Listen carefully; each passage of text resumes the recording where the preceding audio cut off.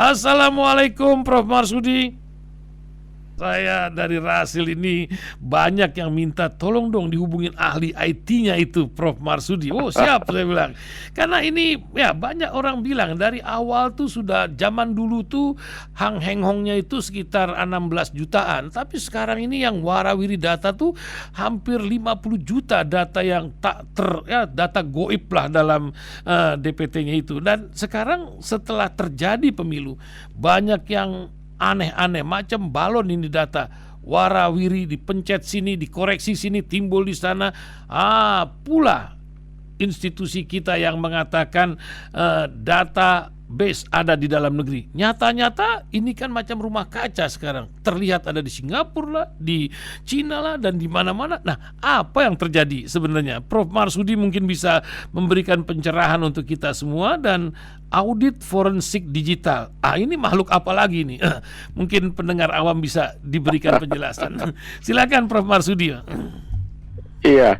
Baik, terima kasih. Jadi pertama saya disclaimer dulu ya. Yeah. Dulu memang dari 2004 sampai 2019 itu saya banyak terlibat di sistem IT pemilu.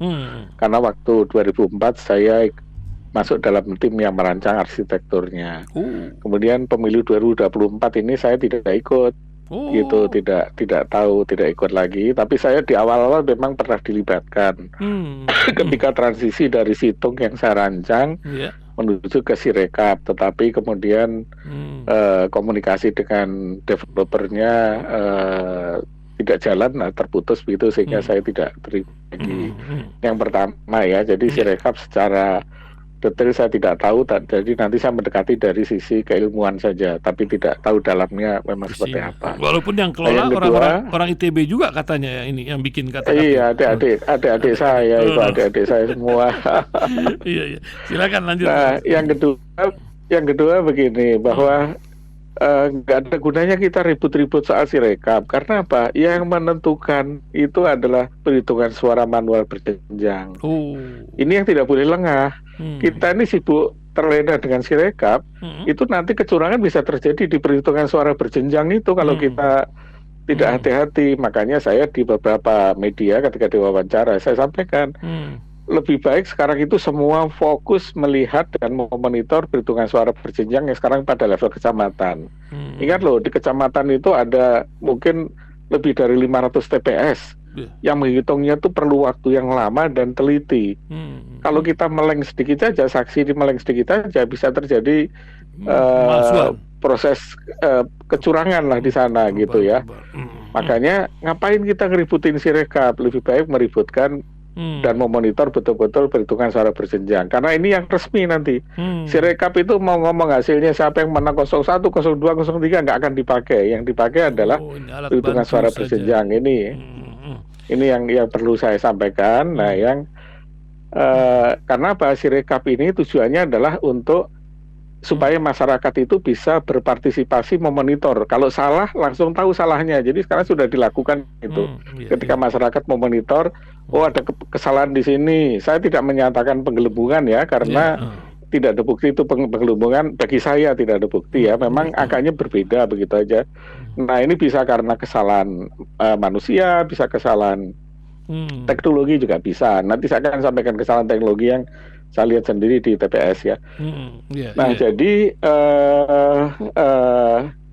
Sirekap sendiri itu adalah sistem yang hanya membantu supaya masyarakat melihat, karena ditampilkan sana C1 hasil yang ditandatangan oleh semua saksi. Jadi citra yang tampil di Sirekap itu pasti benar karena yang ditampilkan adalah asli. Soal itu yang di citranya di tim XD ini kan salahnya sendiri saksinya mau tanda tangan kan, masalahnya kan di situ gitu ya.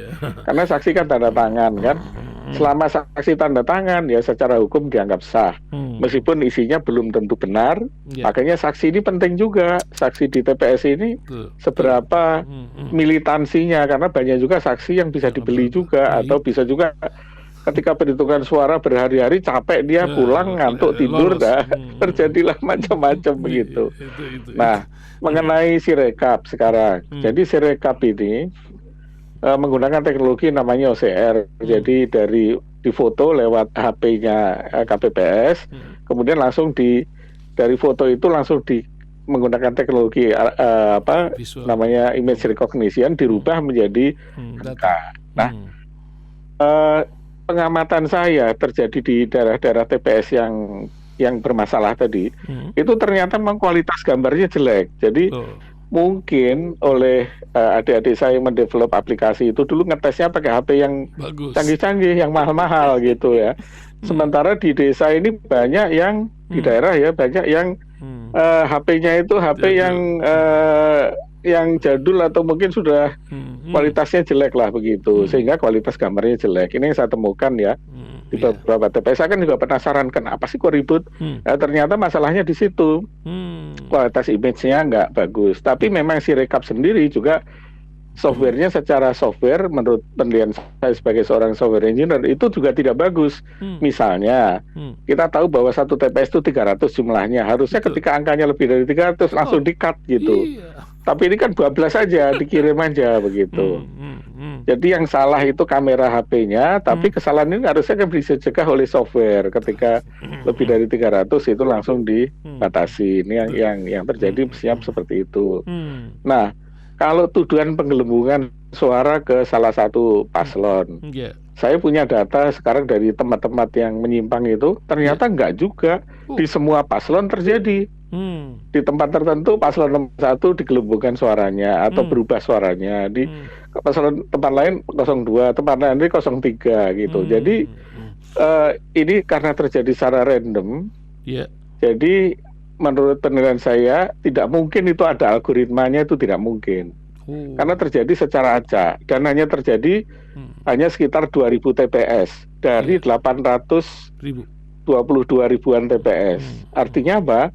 Kalau terjadinya itu sampai lebih dari 50% itu memang kita bisa tuduh ada algoritma yang kemarin dituduhkan dipencet sini muncul sana, pencet sini itu juga ngawur aja itu. Karena kejadian ini hanya terjadi di 2.000-an TPS dari 800.000 lebih TPS. Ini kalau komputer kan kita tahu kalau sekali salah ya salah aja semuanya gitu. Karena komputer itu garbage in, garbage out. Ini yang perlu difahami oleh masyarakat karena ada orang-orang tertentu yang bikin video yang aneh-aneh itu. Misalnya ketika dikoreksi di sini pindah ke sana, koreksi pakai simulasi. Lah orang di algoritmanya si Rekap aja nggak tahu kok bisa bikin simulasi. Karena kan kalau kita membuat simulasi sesuatu, itu kan kita harus tahu yang mau kita simulasikan. Nah, apakah dia tahu algoritmanya si Rekap? Algoritma si Rekap aja tidak tahu kok bisa bikin simulasinya. Sudah gitu lebih parah lagi menyebut algoritma saja logaritma. Ini kan lebih parah lagi gitu. Tidak, logaritma itu lain dengan algoritma ya. Mungkin malum lah, mungkin beliau sekolahnya IPS ya, jadi ya nggak tahu bedanya logaritma dengan algoritma. Nah, tapi intinya menurut saya si Rekap memang bermasalah. Ya, itu saya akui. Bahkan saya bilang di media ketika si wawancara koran kemarin, kualitasnya itu jelek banget, bukan jelek ya. Orang Jawa sudah bilang pakai ju itu jelek. Dan betul datanya itu di luar negeri gitu, Pak Prof. Mengenai server, ini begini. Memang ada kelompok teman-teman yang men-trace menggunakan tools tertentu menemukan IP address-nya itu IP address di luar negeri. Tapi ada juga teman yang lain, kelompok yang lain itu melakukan itu tidak. Kenapa? Karena IP address itu bisa dengan teknologi VPN misalnya itu bisa dimasking kemana-mana. Nah, apalagi si Rekap ini menggunakan teknologi cloud namanya. Contohnya misalnya cloud yang kita pakai misalnya Google Drive lah paling gampang ya supaya masyarakat kan banyak pakai Google Drive. Kita kan nggak tahu letaknya Google Drive itu di mana. Kita kan nggak tahu. Kita jangan berpikir Google Drive itu ada di Amerika, enggak, itu tersebar di seluruh dunia. Gitu. Karena dia menggunakan namanya CDN atau apa namanya delivery network ya. Delivery network itu adalah di mana kita akses terdekat, disitulah data diberikan. Jadi kalau saya dari Jakarta mengakses Google Drive, itu Google Drive yang saya bukan di Amerika sana. Google Drive yang ada di paling dekat dengan saya, apakah itu di Jakarta, apa itu di Singapura, saya tidak tahu, tapi yang terdekat. Nah, prinsipnya teknologi cloud itu seperti itu dan itu sudah banyak dipakai oleh Ya. perbankan, oleh dunia bisnis, termasuk pemerintah sendiri juga banyak pakai cloud. Ya. Jadi sebetulnya tidak masalah kalau servernya ada dimanapun. Yang penting bukan fisiknya. Kalau Oh. data itu yang penting Ya. datanya kita Hmm. akses. Selama data itu bisa kita akses, mau Hmm. servernya dimanapun nggak masalah. Contohnya begini, Bang. Hmm. Misalnya saya punya laptop, Ya. ya, laptop saya passwordnya kan. Betul. Laptop saya ini dipegang oleh si A. Hmm. Apa fisiknya dipegang si A, tapi si A kan nggak bisa baca laptop saya atau HP lah misalnya. Ya. Lebih gampang lagi misalnya HP saya ketinggalan, Ada password. kemudian dipegang oleh seseorang. Hmm. Orang itu nggak bisa akses kepada data saya, meskipun dia secara fisik pegang data saya.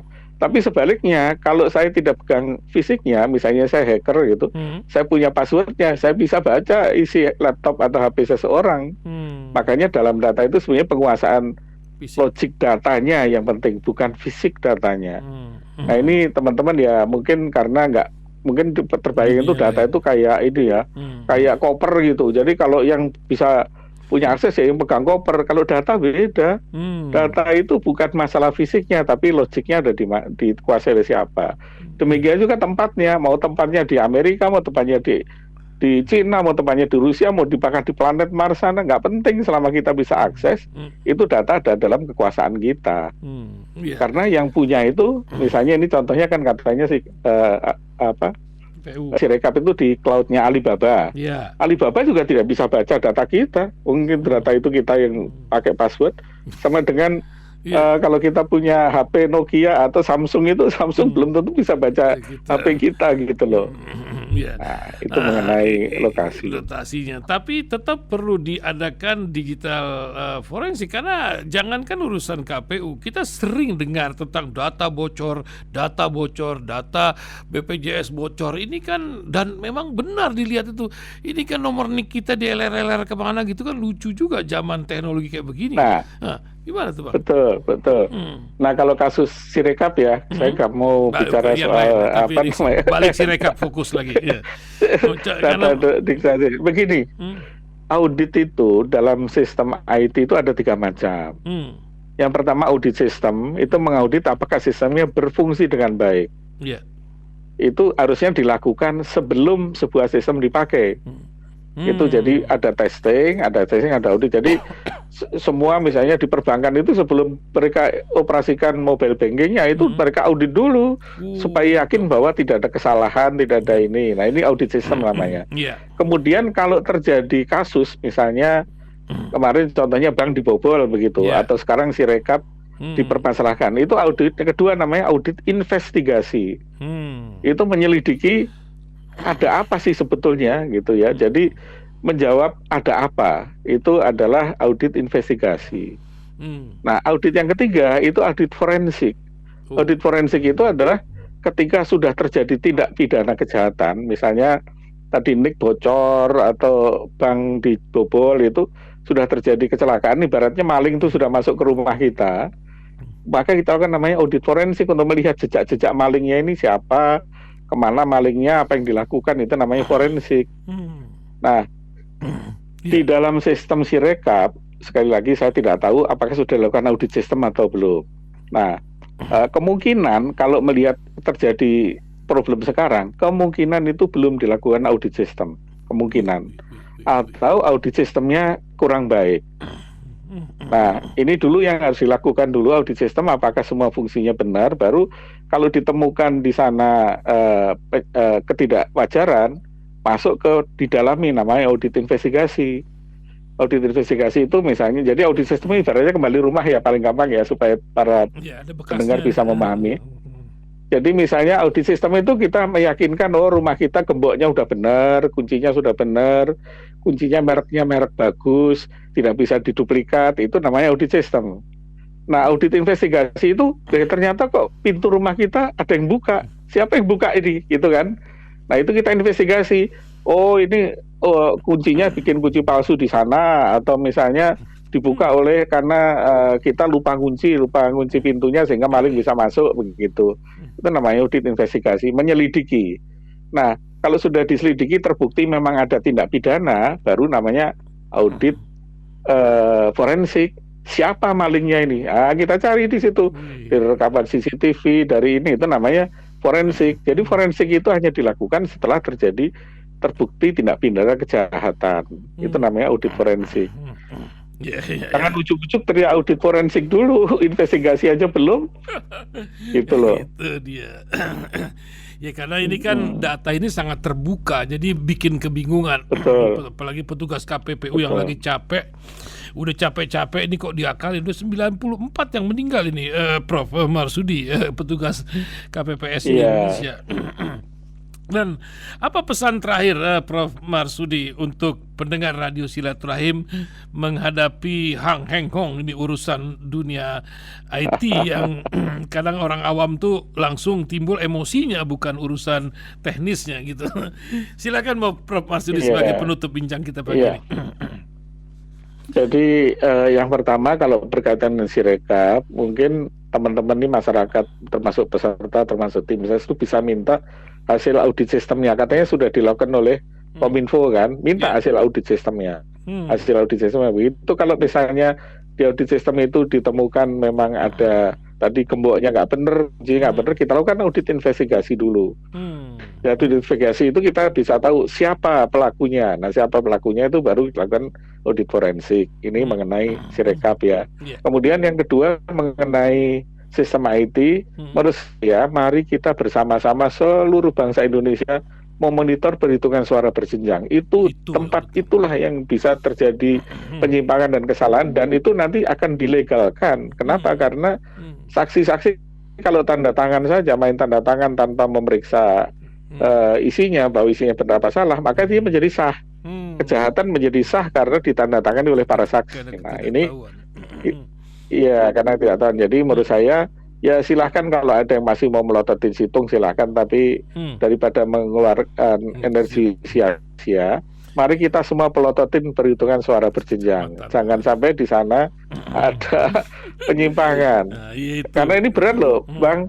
Jadi saksi ini kan biasanya dulu diberikan honor untuk waktu di TPS. Nah, ketika perhitungan suara berjenjang, itu bisa makan waktu 5 hari, 6 hari, mereka kan harus diberi honor lagi. Nah ini biasanya partai-partai yang kecil atau ini nggak kuat nih, nggak punya duit untuk bayar itu. Nah, lepaslah di situ. Belum nanti di KPUD. KPUD itu KPUD kabupaten kota bisa 4-5 hari lagi. Belum lagi KPU provinsi bisa 4-5 hari lagi. Dan ini perlu saksi yang punya stamina kuat. Entah itu staminanya militansi, entah itu staminanya ya diberi bensin, diberi gizi. Kalau enggak nanti lewat. Kalau enggak nanti lengahnya tidur gitu. Itu. Luar biasa. Ini negeri memang luar biasa, sedang mendapat sebuah ujian yang sangat-sangat. Terima kasih Prof Marsudi memberikan pencerahan luar biasa pagi. Sampai bertemu, nanti kita bincang lagi pada kesempatan lain. Masya Allah. Terima kasih. Assalamualaikum warahmatullahi wabarakatuh, Prof Marsudi. Waalaikumsalam warahmatullahi wabarakatuh.